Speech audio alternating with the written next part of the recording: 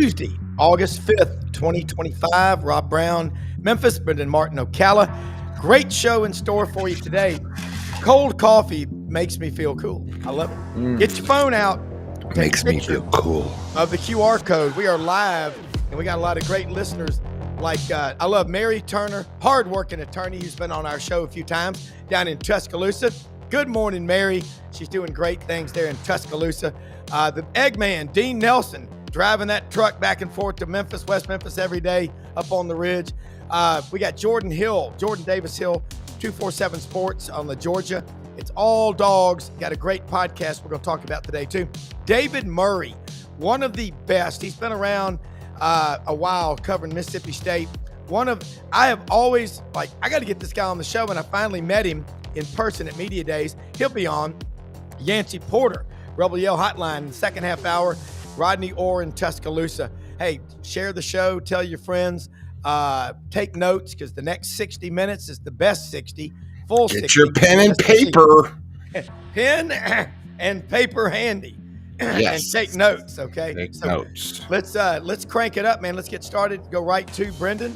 Let's get Jordan Davis Hill in here. And Jordan, practice is underway. No talk about those other two topics, which we won't bring up. We're going to try to have an hour without bringing up those two topics. Right now, we're 2 minutes in, and we hadn't mentioned those two topics yet. And then we'll bring in David Murray at about 15 after from Mississippi State talking. So, Jordan, let's talk about what's going on over in Athens right now with practice. You know, dogs defending SEC champions. This is how good things are in Georgia. And a lot of people thought last year wasn't a great year. I'll take one of those any day of the week. Oh, you're muted, Jordan. You're muted, Jordan. Jordan, you're muted. Jordan, you're muted. You got your mute on? Your mute on? Yeah. Okay, lost him. Let's go to David then. Okay.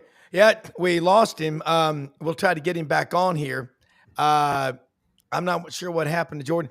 David Murray, we've got Jordan Davis Hill on from Athens trying to come in here, and we'll go to him in a second. Right now, I heard you on Chuck Oliver's show Friday, and great job. I always listen to Chuck at some point every day. And you've been covering, I think you may have even been part of the Ben Cook's SEC Sports Journal, weren't you, at one time? I contributed to that. I knew it. To give an idea of how long I've been doing this, I was talking to Mark Vogtler, who's the GM of the football team now, a position even I'm trying to figure out what they do now with the taking the heat off the head coaches. And I said, well, I broke in my first year as a student when Emory Ballard was in his first year at Mississippi State. Wow. So when you watch the SEC special on the wishbone, Yep. I got to see the inventor doing the real thing. And I'll tell you an Emory Ballard story that maybe didn't make the show. When I was interviewing him about the history, he came up with it on a Thanksgiving day in his front yard with some kids demonstrating it, and figured out how to get 3 backs on the field at one time. Holy cow. When he went to demonstrate it to Darrell Royal, he was the quarterback, and the snap broke his finger the first time he tried to show it to his head coach. But the Royal still liked what he saw, and the rest is history, the wishbone. Then let's run this forward about 40 years. Mike Leach shows up in Mississippi State, running the aerial version of the wishbone. So I can say I've seen just about every college offense all through the circle, and it's all coming back around again to physical football again this year. So maybe, who knows, we may see the Power Eye come back pretty soon here in the SEC. That'd be awesome, though, wouldn't it? I love the Power Eye. Well, my dad's an old sports writer, so Buddy Martin, and he would tell me. Martin grew up learning about the Power Eye and the wishbone and all these sort of things. And then I covered Air Force football for many years in Colorado, so I got to know all about that. But so many things came out of that. We do a podcast with Urban Meyer and stuff. And he loves to talk about how certain offenses will afford you the opportunity to not be the best team on the field and still score points. Well, and of course, Mississippi State took the Dak Prescott team that reached number 1 in the country, shows up in a bowl game, and Bobby Johnson had his best ever team at Georgia Tech running the triple option there and wins the game. So it can still work, but it's such a rarity now because players just don't want to play it. Offensive linemen know that it won't prepare them for the NFL, things like that. But, the way offenses come and go, I'll give you another example. 2007, State plays the Pat White West Virginia team with all those guys. That was a great offense, running the spread. Rich Rodriguez is coach then. And I came back and I asked Rocky Felker, Mississippi State quarterback in the 70s. I said, Rocky, I'm watching this spread thing. Isn't that just the old veer that you ran? And Rocky said the only difference between the spread and the veer was in the veer, you ran at an angle to the line as a quarterback. In the spread, you ran parallel to the line. He said nothing really changes in football. The entire idea is get one-on-one in space. And that's what Jeff Levy is trying to get going here at Mississippi State this year to segue into the present. Yeah, it's gonna be. David, I apologize. We're having a little technical issue. Jordan Hill's going to come back on. Yeah, I want to bring you back on at 16 after. This is an unbelievable story because I've followed you a long time. You are as good as advertised, and in fact, we have Barry Trammell from the former the Daily Oklahoma, now the Tulsa Star, coming on tomorrow. He played a big role in Wishbone. So exactly. Just stay with us. We'll be right back with you. We're going to bring Jordan back in. We had some audio problems. He's saying he's going to try to come back in. So there he is. We'll be back to you in about 9 minutes, okay? Jordan, sorry about that. Let's talk about what's happening over in Athens with practice and everything. My apologies. I don't know anything that happens on the show. If it's not good, it's my fault. No, it's probably on my end. For whatever reason, sometimes when I come on here, my AirPods decide you were like mid-sentence and it just dropped. But I hope y'all can hear me okay. And yeah, Georgia got fall camp started last week on Thursday, and if I could ask Kirby, I think he's probably a little upset right now that we're like 70 degrees. This is not what he wants these guys going through. He was ready for these guys to be grinding through 95-degree heat. We've had rain, I think, every day since Saturday, so they're. I think the players are thankful, but I think Kirby wants them working a little bit harder right now. We've had one rain in the last 25 days over here. It's we need some. All right, let's talk about the wide receiver room right now. Yeah, I mean, I think that the room is picked up where they left off in the spring, and just based on what we're hearing behind the scenes, I think they're excited about what they've got. Zachariah Branch is a guy that, if I gave an MVP from spring practice, I think Zachariah would have a good argument. He had a really good spring, showed out throughout spring practice. And from what I was told through the first weekend of fall camp, he's picked up where he left off. And the other transfer, Noah Thomas, the leading receiver for Texas A&M last year, I've heard really good things about him too. I think that this is an offense that's got a lot of weapons. And I wrote about it right after media days. I kind of think people are sleeping on this offense. Now, I understand why. Last year's offense did not live up to expectations. Repeatedly started games slow in the first half and kind of had to work their way back. But I think they've got some really interesting pieces in that passing game. They just need Gunnar Stockton to make the plays, and they need that offensive line in front of him to hold him upright and give him time to make plays. All right, running backs. You got a good one transferred in out of Enterprise. He played at Illinois, and the running back room at Georgia is critical too. Yeah, Josh McCray, we're still waiting to see him out there. He, what I was told, dealing with an illness, so he has not practiced at least the first couple of practice of fall camp. But what I've been told, I don't think it's anything to be concerned about. And, the guy that I've heard about to this point in fall camp is very much one of the guys we kept hearing about in the spring. The guy I told you guys before, one of the best, the natural running back in the SEC, Bo Walker, a guy who has no choice but to be a really good SEC running back. I mean, I was told he broke off some big runs on Saturday. I think he's a guy that is going to give them no choice but to play him. I mean, a guy that I think is going to warrant getting the football. And, I think I mentioned this on our last show. Georgia's got probably 7 running backs that you could conceivably see getting playing time this year. I think Bo Walker is going to force their hand and say, we have to play this guy. This true freshman's ready to go. Well, with a name like that, he can't wear number 34. What number is he wearing? 24. So he's got the No Sean Marino thing going. So I think that seems all right. I still have nightmares of Noshan Marino from New Jersey. He was really good. All right, so let's flip to the defensive side. That Georgia front seven is a staple. By the way, the Athletic published the valuations for Division I football programs. Did you see that? They got Texas at, if they were to sell, at 2.38 billion, way overvalued. Georgia is number 2 at 1.92 billion. Just thought I'd throw that in. Some good things happening over there in Clark County. So the front seven on defense. Yeah, I think they're in good shape right now. I think the two guys that I've heard the most about to this point in fall camp, Christian Miller, who's a guy that I've sort of been sort of bird dogging of like, this guy's going to determine how good this defensive front is. Yeah. And the word I was told through 2 days of practice, violent, that he attacks, that he is really violent up front. And they need that interior defensive lineman to step up. The best Georgia defenses have had outstanding interior defensive linemen.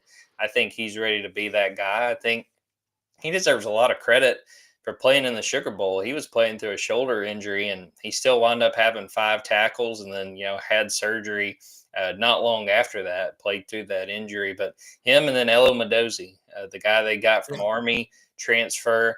Heard some good things about how he's picking it up. There's going to be a little bit of a learning curve going from Army and the competition they play on a weekly basis coming to Georgia, but he looks the part. He looks really athletic. It looks like he can move well.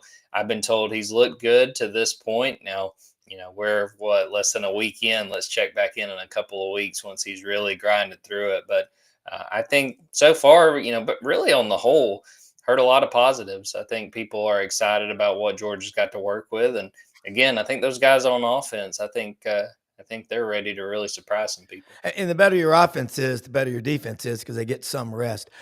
What among this freshman class and the standard at Georgia with Kirby is top 3? That's just the way it is. Who's standing out so far other than what you heard about him in the summer workouts?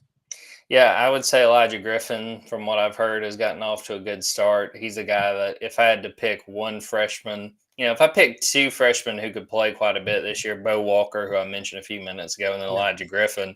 And I think that, Elijah, I think is in a really good spot in the fact that Georgia does not have to start him, that they are not in a position where they're like, we have no choice. Like, we have to start this true freshman. They've got some really good experience. And again, the thing I always circle back to, I think this defensive line is deep enough. They can rotate pretty regularly. And Rob, I don't know how much you followed some of the Auburn coverage, but I've seen them talking about, I think it was Malik Blockton was saying, I don't want to play 50 snaps. I don't want to play 60 snaps.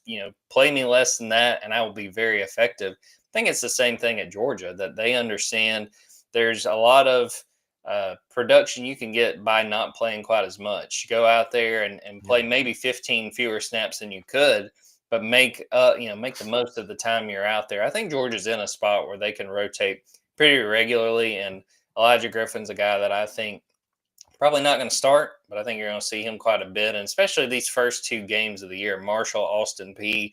I'm going to go ahead and predict he makes at least one play that makes everybody go, man, who is that guy? Yeah. Well, there's a man that I love and respect, Coach Max Howell, who's watching the show right now in Fulton, Mississippi, right outside Tupelo. He gave me back in the late 90s, the 38 snap rule. He goes, after about 38 snaps, those big defensive linemen, please, coach, I need a break. You are very wise. You've picked up on that. You're around a lot of smart coaches. Talk about the defensive coaching staff at Georgia now, what it's like. Is Will Muschamp involved at all?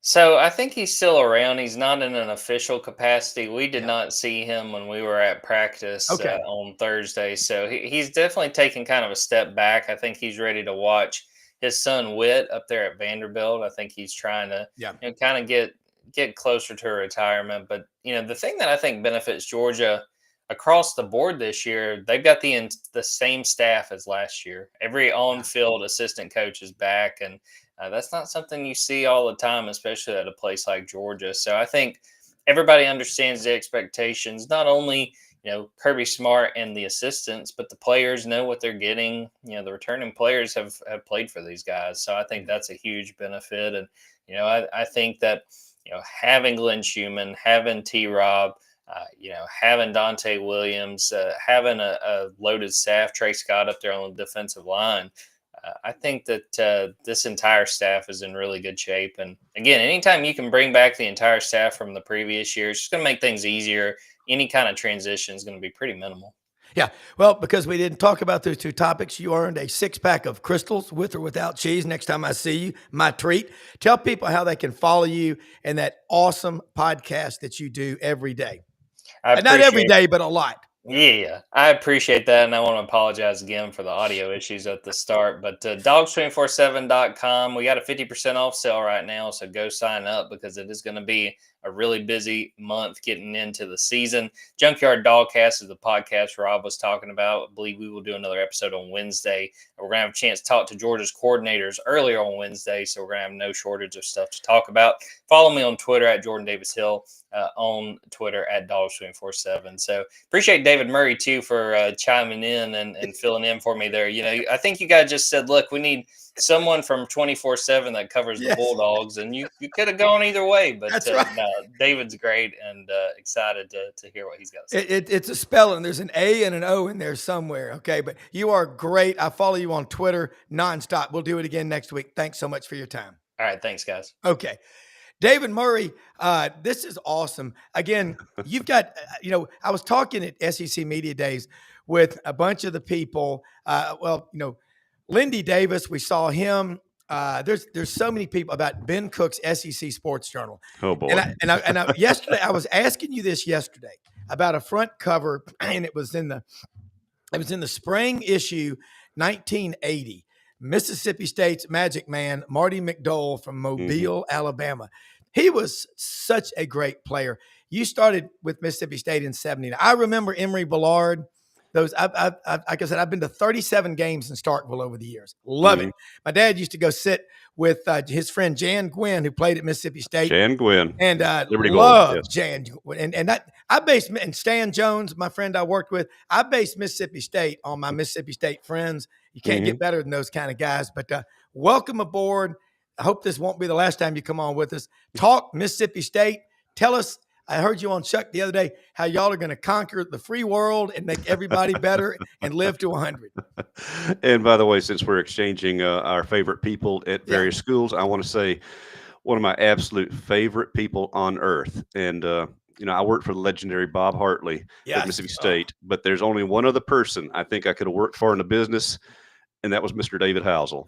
And I love the man. I haven't seen him probably about 6-7 years. I was able to, Shelley Poe told me where his seat was in the stadium, and I found him, but that's back in the old press box. So I hope they're doing well. But yes, always enjoy those trips down there. So as far as this season, Mississippi State, Jeff Lebby in his second year, and it's all the records still count. So you can't wipe out last year, but you can almost say it's the equivalent of week 0. It was year 0 for him because he was hired on fairly short notice. He was able to get a decent recruiting class in the first year going to the transfer portal, but this has got to be his first true year. And here's a measure of that team. You heard him at Media Days talking about how 80% of his team is either first or second year players. That includes the transfers and all. Guess who came up with that figure? I sat down one June day and started looking at the roster and said, wait a minute, this is a ridiculously young roster. Or not young, new roster. I think now that's the trend in college football now everywhere. Everybody's using the transfers portal so much that I mentioned GM Mark Vogtler. Every program now has the GM trying to put a roster together, manage a roster, retain who you want, release who you want, and keep it going. So this is year 2 for Lebby. This truly is his team, with 80% of it being guys he has brought in these 2 years now. So now we get the first true test of what Lebby and his staff can get done. With what's going on at Ole Miss, the way they go so heavy in the portal, the state of Mississippi per capita puts out more NFL players than any state in America. Because of the College of Agriculture, Engineering, Vet School, Ag School, Mississippi State has an incredible relationship to the county extension agents for recruiting the kids in these small towns. I love that state. My grandparents are from the Delta. I love it.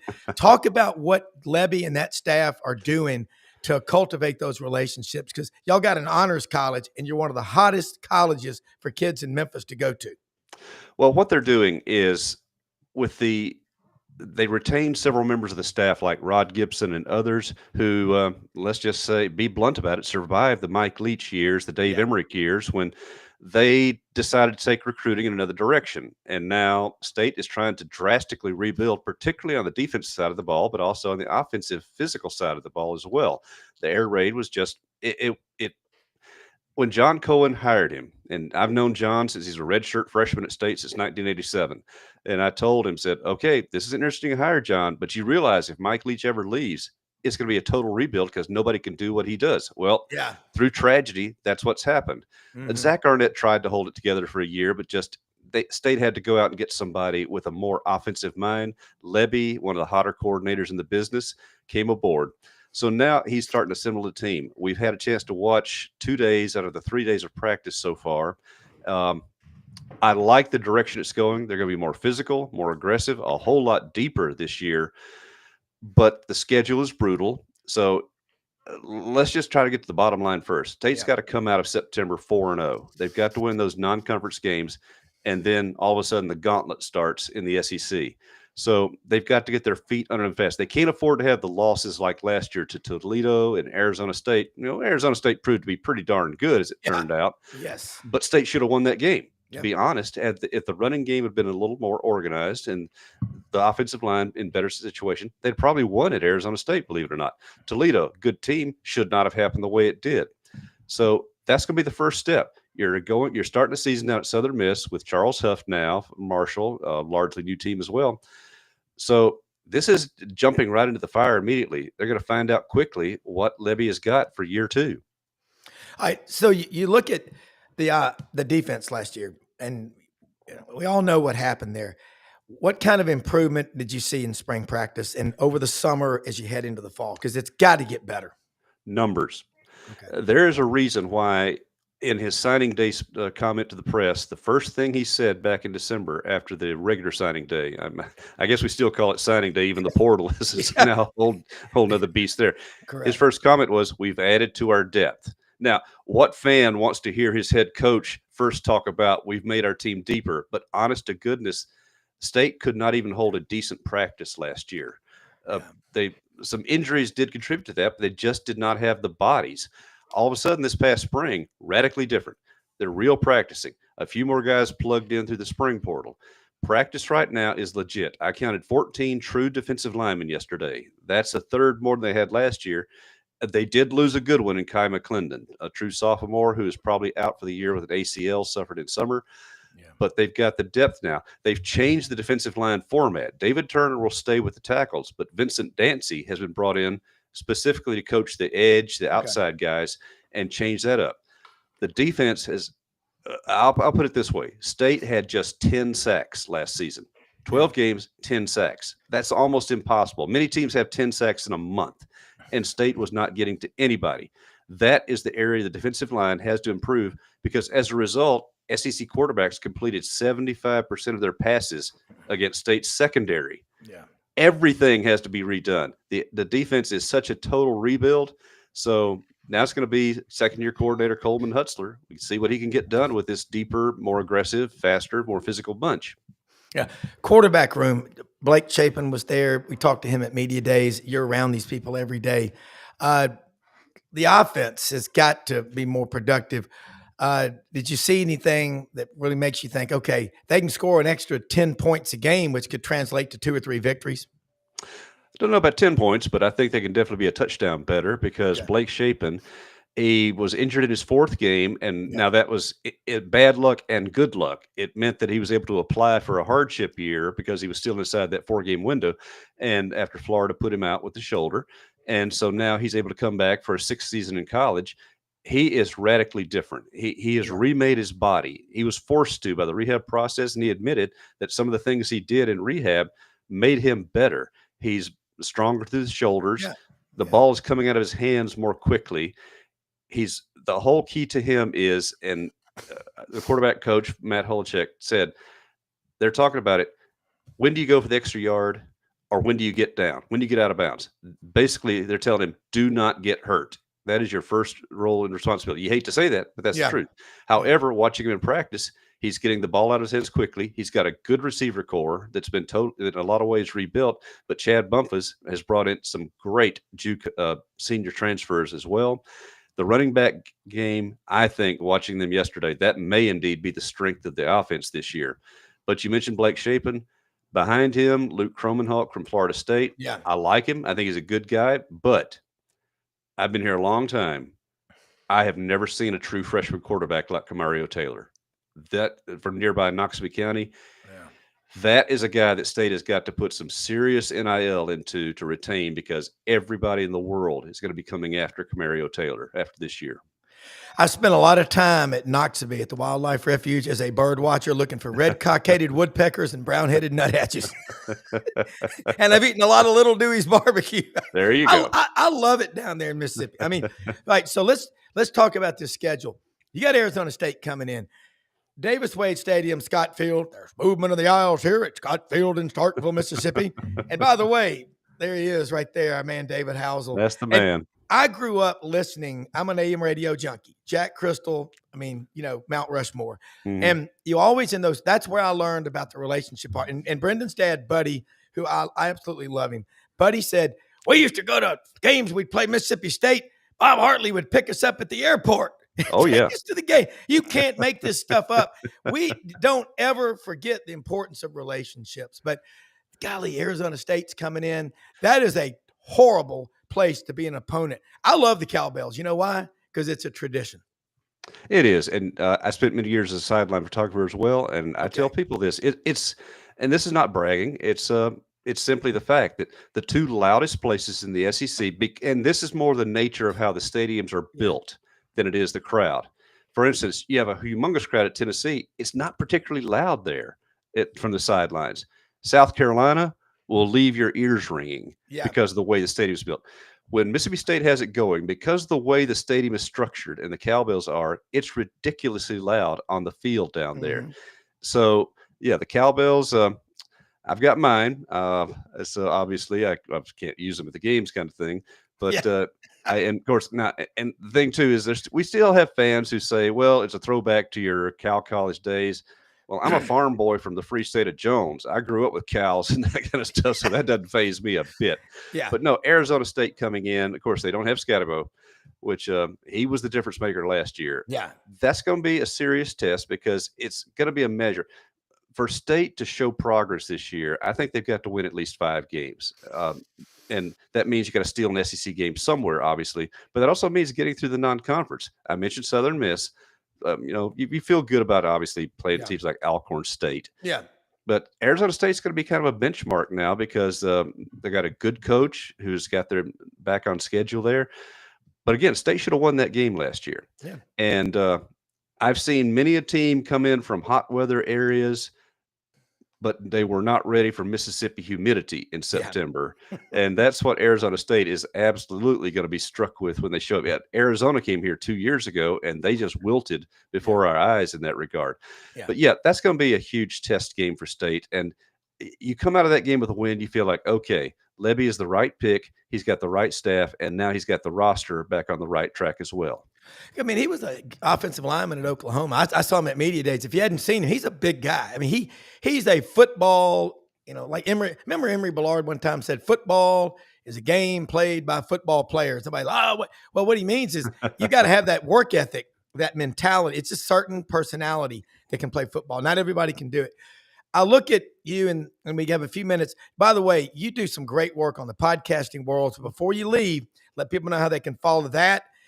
Twitter, anything on social media, but you're kind of ground zero at Mississippi State. That's just, you've been around. I met you. I'm glad to have you. Tell people who are Mississippi State fans like you did on Chuck the other day, there's a way out if you've got hope, which is the greatest thing a fan base can have. On the show, Melissa, she just got a call from a desperate fan who wanted some hope. And I did my best to try to reassure her there. Yeah. I really do like the offense. What I've seen so far, I mentioned the run game with Devon Booth, and now they've got Fluff Bothwell, who came in from South Alabama, who He's not the biggest guy, but he will lay you out given a chance there. Yeah. I mentioned the wide receivers with guys like Anthony Evans, Aiden Williams. They brought those guys in, a couple of veterans as well. The tight ends will be a factor. And that was one thing State meant to do last year, but Michael Van Buren, who's now at LSU, he has one great skill. He throws a great deep ball. Yeah. He had no touch inside 20 yards. So the tight ends were basically useless last year. They just had no passes to catch. That aspect is back in the game. And now with people like Cameron Ball and Amika Ilo, Seydou Traore out there, State's got some tight ends who can do some things in conjunction with the passing game as well. Just so much depends on the offensive line. You've got a couple of veterans coming back, some guys growing up. But again, State went really heavy in the portal at that point to try to get the offensive line rebuilt. And so it's going to be a chemistry matter there. We've already talked about the defense there. I know colleges have done so much to take the return game out of the sport. And I understand because there's so many incredible athletes available to teams that you can put them on coverage and do it. But I'm going to tell you this, after watching the drills so far, if you give any of the guys that State's trying at punt return now even a crack at the ball, they can do some damage. The skill level is there. And when you have players like that in special teams, it's a good mark of how you have upgraded the roster, that you can use people like that. So I think Levy's on the right track. Again, the schedule's brutal. And the problem is your games that you feel like you would have a shot at winning are on the road. You go to Arkansas, you go to Missouri. Now this year you're bringing in Georgia, Texas, Ole Miss are coming to campus there, the teams that you're probably not expected to play with that well. So State's got the inverted schedule this year. But I can tell you, the fans there, that if you're looking for hope, they're going to be more fun to watch. I guess that's the bottom line. They're going to be more fun and interesting, and you will be able to see the future that they're trying to put together right now in how they play the game this year. So that's the hope I'm offering. Well, no, and I've seen Mississippi State a lot, but Jackie Sherrill, that 97 to 2000 run, those 4 years, a lot of JUCO players in there. And Mississippi's got, 17 junior colleges? And I asked Jeff Levy this at Media Days. I said, are you tapping into that? Because other than that, the only other state with as many or actually more is California. Right. Well, I'll tell you this. With the transfer portal, they have dialed back on JUCO recruiting. And another reason, too, is the talent is just not there in JUCO as it was back in those days. But for a good reason. The reason they were there in the first place was academics. High schools in Mississippi and the Deep South, to give them credit, have got the message over the years about get your kids eligible so they can go to college in the first place. So the JUCOs really are not a factor nearly as much, unless you just get a guy who you can tell he's 1 year from being ready. State will place them at Colin down there with Glenn Davis. And there's some other schools do that. But the transfer portal has really made the JUCO outlet a little bit moot for football. You'll still see it useful in baseball, but more so, I think, football, it's just going to be the transfer portal, and that's how it works. So, and the test now for coaches is chemistry. I've always had the saying about basketball for years that the whole key to winning in basketball is get 6 or 7 guys in there who have enough talent and who don't want to kill each other. So you could be successful. Football, now expand that to about 60 guys. Bring in 60 guys, particularly the portal or people like that, and get the chemistry together where they actually want to play together instead of being just a bunch of free agents themselves, which, hey, that's the reality of it. And you have a chance to win. You mentioned Ole Miss. They've shown that it can work there. We see the other examples. Of course, then you see the Georgias and Texas who are able to keep and retain the high school talent. There's no one formula anymore to building and retaining a roster, but Mississippi State has got to find that mix. You mentioned the recruiting. Levy still wants to be a development program. Now, how practical that is in a transfer era, we're going to find out, because you end up developing guys for other schools to pick off in the transfer. But I think that's going to settle down over the next couple of years when, as many have said, when the money comes down to reality, when some fans get tired of just blowing their budget on a guy who a year later has gone to another school or just doesn't show up. I think we're going to come to some sense of reality thanks to the rev share thing. But hey, it's recruiting. People still do crazy things out there. So it'll never entirely settle down. But I think we're going to see a little more uniformity in the coming years. For right now, though, it's still, can you put a team together year by year by year? That's Jeff Levy's challenge here in year 2. Right. Let people know how they can follow you. And last thing, think about this. three greatest defensive linemen I've ever seen at Mississippi State. Is it Tyrone Keys? Is it Dorsett Davis? Or is it Jeffrey Simmons out of Macon? I don't know, but just something to think about. But let them know how they can follow Fletcher you. Cox, I would throw him in that mix as well. Yeah. He has a chance to be Mississippi State's first member of the Pro Football Hall of Fame, obviously. But Chris Jones, you'd have to say, is your the other guy there too. And the D-line that's another thing that State's trying to get its identity back. But yeah, you can follow our coverage. Of course, I'm on Gene's page at 24/7 Network, CBS. We've been around for a while, and we're one of the self-owned operations. So we have our full staff. Steve Robertson is now the owner. He's such a low-key guy. He's hard to recognize out there. Steve. Yeah. So was Hulk Hogan. Yeah, but anyway. All that. But with Mike Nemeth, Jacob Bain, and Rion Young, our recruiting reporter there, and myself. So Gene's page, of course, and then I have at Dogs Bite Mag, DAWGS Bite Mag there. You can find me on Twitter. And I still do some podcasting for the Believe Network out there. That's BLEAV.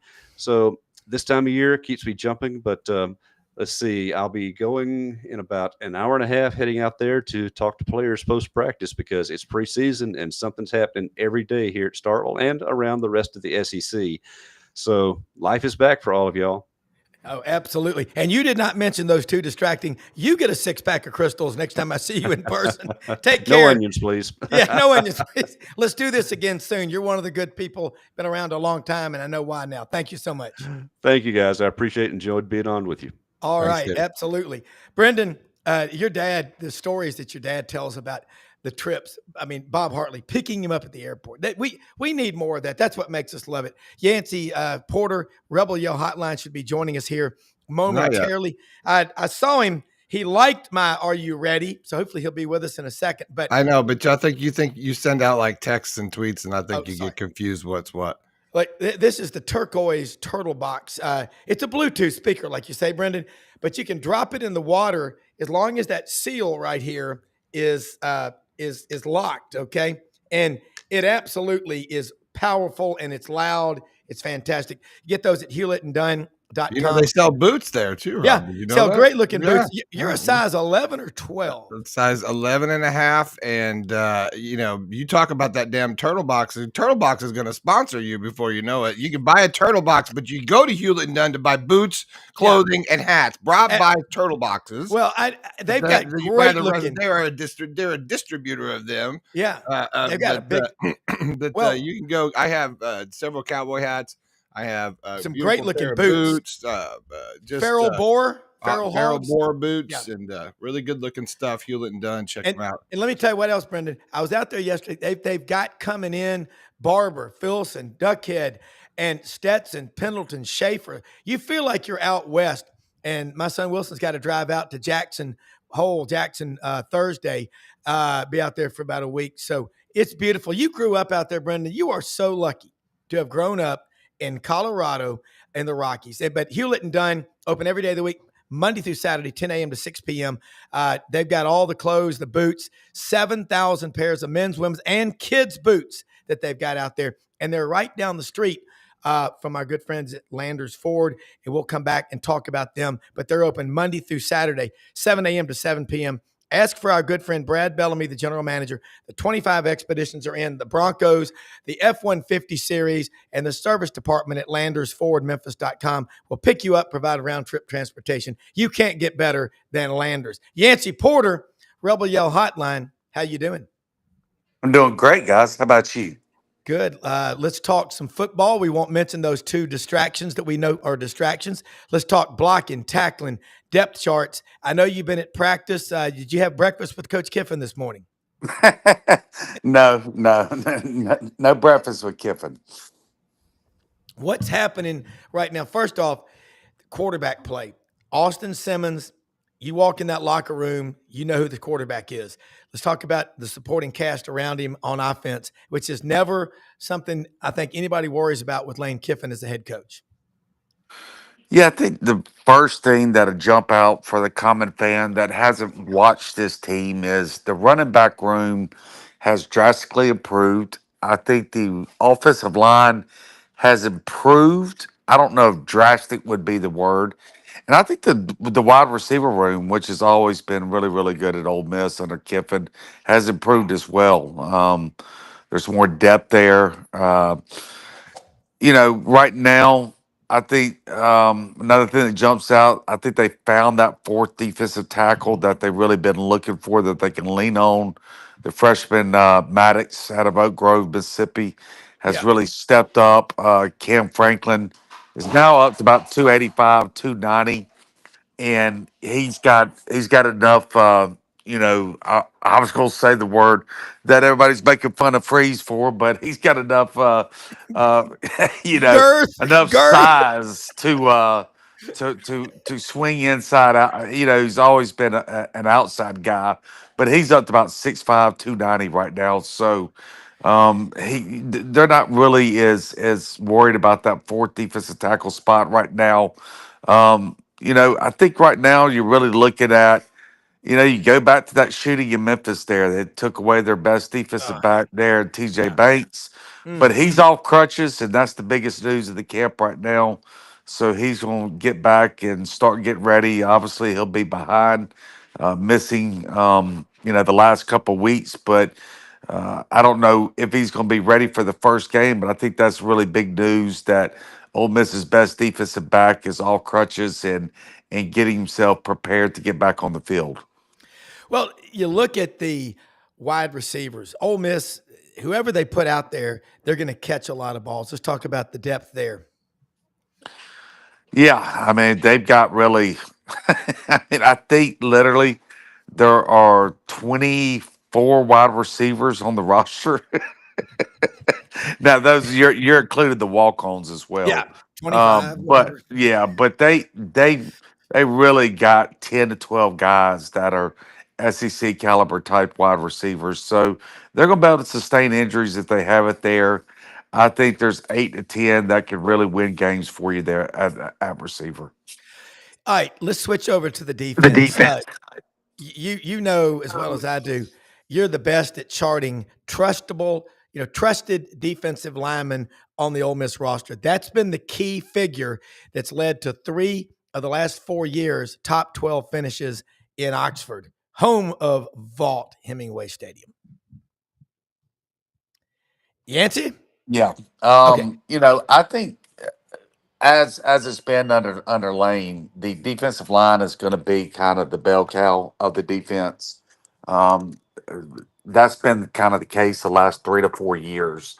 That's going to be no different this year. That will be the strength. The defensive line, wide receiver are probably, as a whole, the most talented positions, and that was the case last year as well, right? And I don't expect that to be any different this year. They recruited really well 2 years ago. They grabbed the top 4 defensive linemen inside the state of Mississippi. Last year, they were able to some of them redshirted, some of them played more than the 4 games, but they all got playing time, and they've been developed well, and they're really starting to surface there. They picked up a couple good defensive linemen last year in the high school ranks as well, and they did really well in the portal at the defensive end position with the Nebraska and LSU transfers. So I think, as long the secondary has been really the biggest concern. But if you're getting so much constant pressure on the quarterback, the secondary doesn't have to cover as long, right? So Yeah, it kind of goes hand in hand. I think, like I said last time on the show, is it going to be the number one stat wise defense in the country this season? I don't think so. Is it going to be a defense that is ranked anywhere from 10 to 20 in the country? Without a question, I think it will be. Well, you expect that with, Pete Golding. He was so maligned in his previous stop, but you can't survive 4 years with Nick Saban unless you're good. You don't stick around for nothing. That's, as Chuck Oliver says, that's not nothing. All right, let's talk about the running back room. You've got some guys like Logan Diggs and guys that have been banged up. But I go back last year still, what was that thing with Elliot Ness? Unsolved mysteries, UFOs, and sightings of Ulysses Bentley IV carrying the ball on tonight's Untold Mysteries. Talk about that running back room. Wow, where was I going? Nancy, you there? We're trying to find that one, bro. Kawan Lacey, the transfer from Missouri, has really he's getting first team reps right now. Yeah. Someone that Ole Miss desperately wanted out of high school, and he went to Missouri.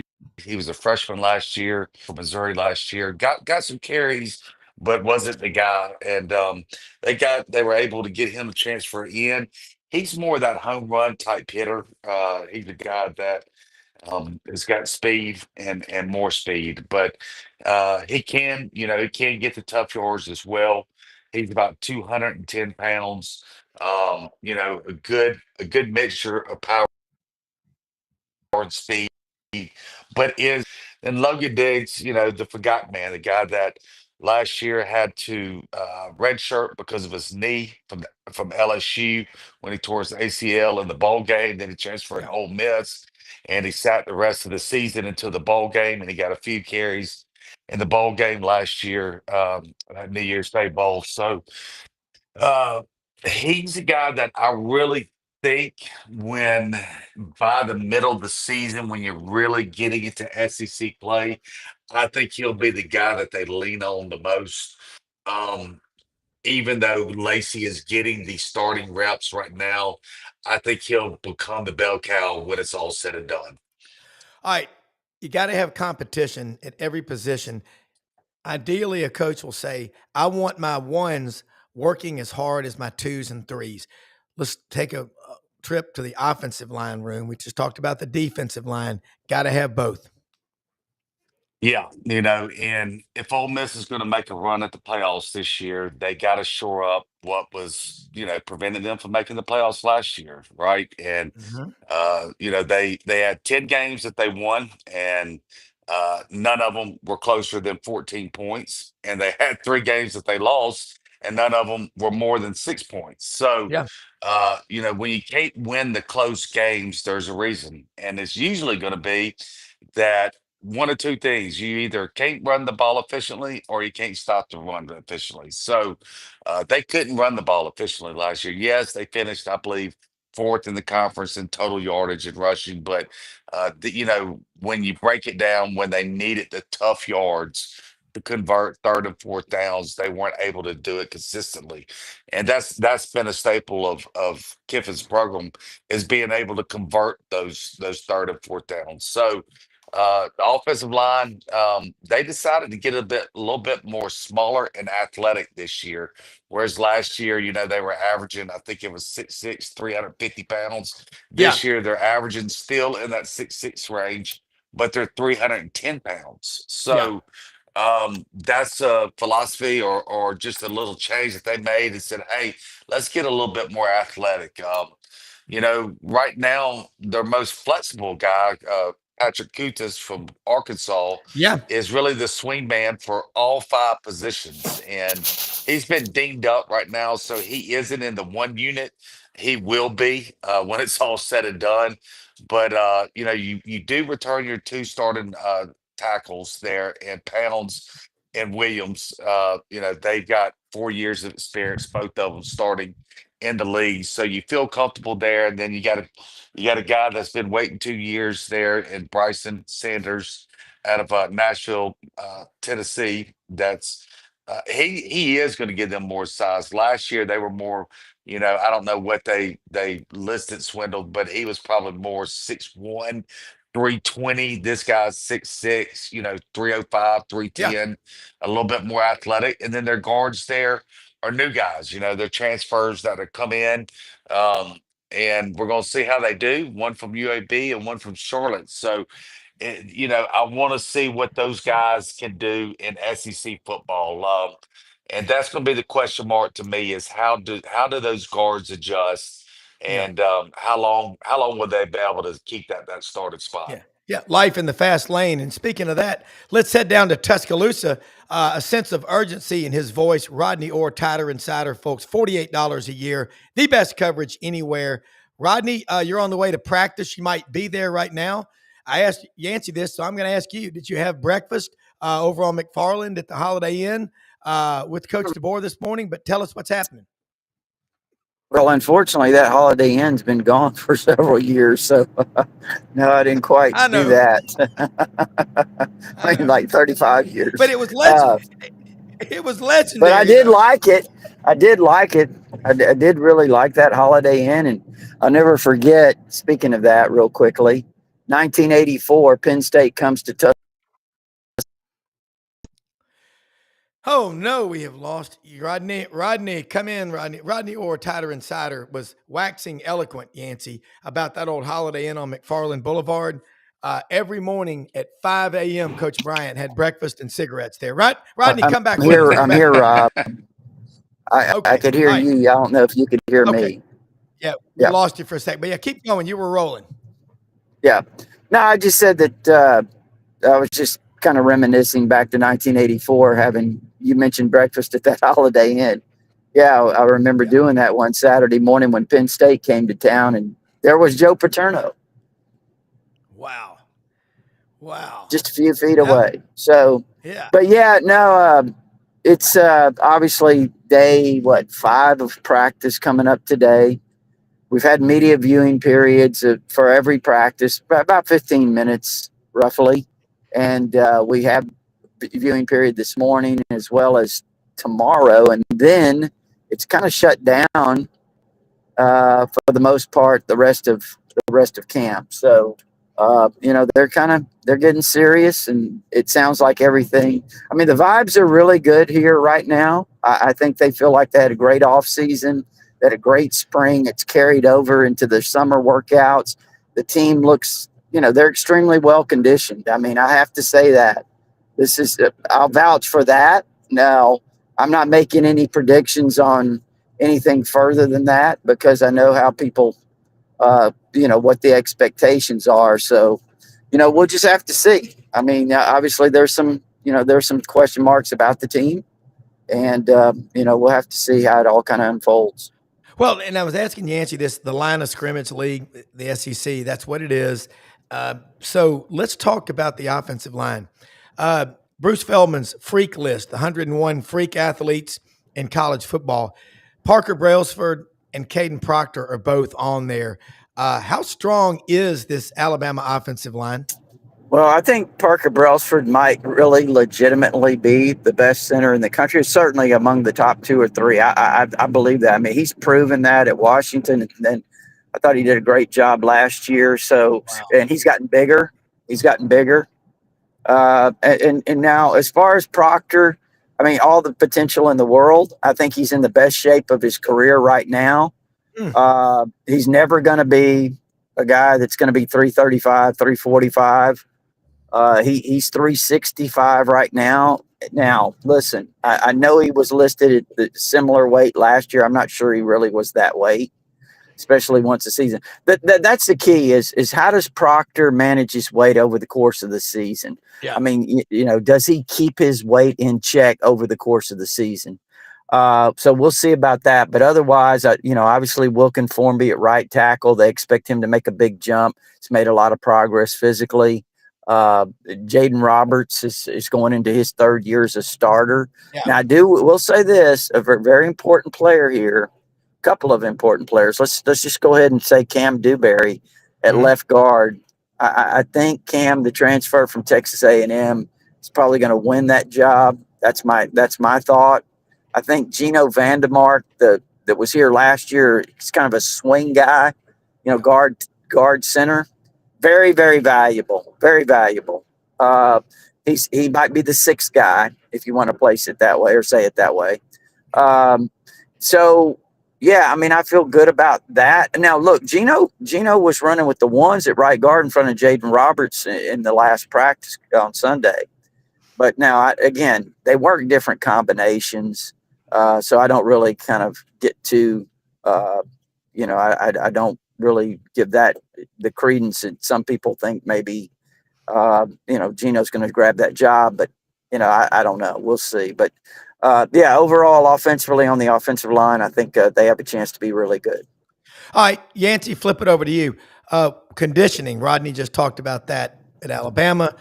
How strong is Ole Miss looking, and are they going to be a team that can win 2 or 3 games in the 4th quarter just off of sheer toughness and meanness? Well, you hope so. Right now it's just been shoulder pads. So really, Yeah. before they put the pads on and really start hitting, that'll tell the tale more in itself. And Lane, his philosophy, especially since COVID, they don't really go hard a lot. They try to keep these guys healthy. They put a big emphasis on not trying to get too many injuries before the season starts. And Yeah. a lot of people, were very weary of that, especially the old school people were, you're used to 2-a-days and people throwing up on the field and things in that nature. But Lane really has that pro model mindset. So Yeah. I don't really think even when they get the pads on that you're going to know that until the games start. But it's never been an issue in the past with his teams, even going to this model where it's more like the pros, where you're not hitting the whole way through practice. So we'll see. We'll see. But I will say this about Alabama. I've got a couple still really good friends there on that staff. And the one thing that sticks out to me when talking to those guys is it's going to be the old Alabama type defensive line. They're going to have an elite front seven there at Alabama this season. That's scary. Rodney, we just got about a minute and a half left. Tell people what you're covering at Alabama they need to know about and how they can watch Tighter Insider tonight at 6:30. Yeah, I mean, like I said, I'm going to practice right now on the way, and we'll certainly have full coverage of that. And the post practice interviews with Ryan Grubb today, and then obviously 6:30 tonight, WVUA 23 with Gary Harris. Myself will have Tighter Insider TV, goes throughout most of the state of Alabama on WVUA, but obviously it streams all over the internet. So we're really looking forward to this practice and what we see today. Yeah. Well, I'm going to tell you what, both of y'all, two of the best. There's a sense of urgency in everything you're saying. And again, I owe both of y'all a 6-pack of crystals because we didn't mention those other two topics that have been distractions. It's all football, blocking, tackling, special teams. You are to be commended. You are absolutely, again, two of the best, and people need to follow. Rodney Orr, Tighter Insider, Yancy Porter, Rebel Yell Hotline. You'll be wiser for doing it. Thank y'all so much. We'll do it again next week. Let's wrap it up. I'll say something again about Landers Ford, folks. If you're looking for a new car, truck, or SUV or pre-owned, LandersFordMemphis.com, Poplar and Houston Levy. They've got so many vehicles on that lot, but don't get confused. Don't get overwhelmed. Just ask for our friend Brad Bellamy, the general manager at Landers Ford. If you didn't buy your last vehicle from Landers, you probably paid too much. They're being honest, okay? And so get out there, kick the tires. If you got service issues, they'll pick you up at home, at your office, provide round-trip transportation. They're great folks to work with, Landers Ford Memphis. And again, they're right down the street from our good friends at Hewlett and Dunn. And man, they've got the packages, the boxes coming in daily now. Golly, if you need jeans, boots, Filson luggage, STS, Pendleton, Schaefer, Duckhead, blazers, khakis, button-downs, polos. They've got a huge selection of Johnson and Murphy shoes. I was out there yesterday. I'm like, wow, great-looking shoes, man. And if you want to get your boots restored, refurbished, they have a couple of bootiers that they use. Get your boots looking as good as they were maybe the day that you bought them. Charles Hall, Raven Carpenter, J.M. Huffman, the whole crew out there. They're committed to the best customer experience that there is. And Rumble Boxing, man, look, if you're getting out there, how you fight is how you live, okay? Rumble Boxing at Union and McLean, Midtown Memphis, open every day of the week. Take a picture of that QR code. Our good friend Ann Camp Lee, love her. She is fantastic. They're committed. You'll get in the best shape of your life. It's like swimming on land, Rumble Boxing. And look, relax. Lights Out Gummies. Our man Dave Bartu, great guy. College Football Matrix. He's on our show every week. Lights Out Gummies. Use the QR code. All Sidelines watchers and fans. Promo code sidelines for 25% off. Hey, most often we see the face of Christ in the least among us. We live in the greatest country in the history of the world. Freedom of the press. That's what this show is all about. Stay tuned to this channel. We got content coming at you all the time. Like the Buddy Martin Show, Lowdown with Lauren Meadows tonight at 9 p.m. Eastern on the show. Scarborough knows you can't get better. Thank you so much.